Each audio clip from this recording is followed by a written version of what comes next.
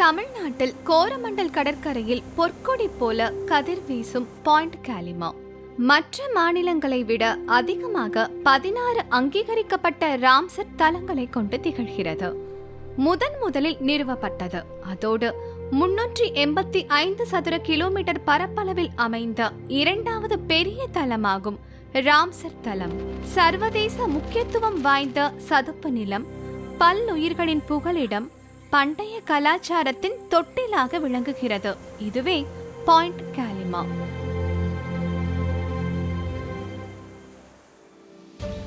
Point காலிமரின் மேல் பரந்த வானத்தில் புலம்பெயர்ந்த பறவைகள் தமது வண்ண நிறத்தினாலும் இனிய ஒளியினாலும் வானத்திலே ஒரு இசை நிகழ்ச்சியை அரங்கேற்றுகின்றன. எண்ணற்ற பறவை இனங்கள் ஒன்றிணைந்து இயற்கையின் ஆழமான அரவணைப்பில் சுகம் மற்றும் வாழ்வாதாரத்தை தேடுகின்றன. இந்த பறவைகள் கண்டுகளிக்கும் சொர்க்கத்தில் முழுகுங்கள். மிளிரும் நீரின் அழகுக்கு அப்பால் பசுமை கம்பளம் விரித்தது போல வெப்பமண்டல வறண்ட மற்றும் பசுமை மாறா காடுகள் இங்கே விரிந்துள்ளன. கலைமான்கள் அழகாக புல்வெளியை கடந்து சென்று கொண்டிருக்கும். கடற்கரை நீரில் ஆலிவ் ரிட்லி ஆமைகள் கரையை நோக்கி எச்சரிக்கையுடன் கண்களால் பார்க்கின்றன. நீர் வார்த்திடும் இசையின் தாளத்தை உணருங்கள். பாரம்பரியமான படகில் தடாகங்கள் வழியாக மிதந்து செல்லுங்கள். பல தலைமுறைகளாக பாயிண்ட் காலிமா வாழ்வாதாரங்களை பேணி பாதுகாத்து வளர்த்து வருகிறது. மீனவர்கள் தங்கள் வலையை வீசுகிறார்கள்.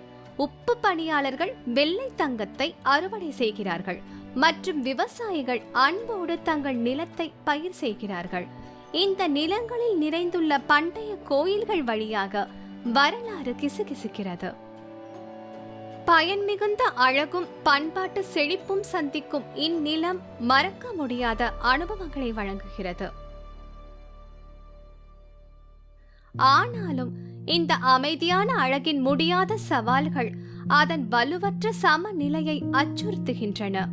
உப்புத்தன்மையின் அதிகரிப்பு மற்றும் ஊடுருவும் இனங்களின் மாறாத முன்னேற்றம் அதன் அமைதிக்கு பங்கம் ஏற்படுத்துகின்றன.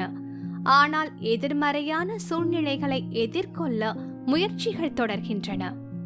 GIZ தமிழ்நாடு மாநில சதுப்பு நில ஆணையத்துடன் இணைந்து ஒருங்கிணைந்த மேலாண்மை திட்டத்தை உருவாக்குகிற இந்த திட்டம் இந்த விலை மதிப்பற்ற சதுப்பு நிலம் எதிர்கொள்ளும் அழுத்தமான அச்சுறுத்தல்களை நிவர்த்தி செய்வதற்கும் அதன் பாதுகாப்பு நோக்கங்களை நிலைநிறுத்துவதற்கும் உள்ளூர் சமூகங்கள் மற்றும் அரசாங்க நிறுவனங்கள் உட்பட பல்வேறு பங்குதாரர்களிடையே பகிரப்பட்ட பார்வையை உள்ளடக்கியதாகும்.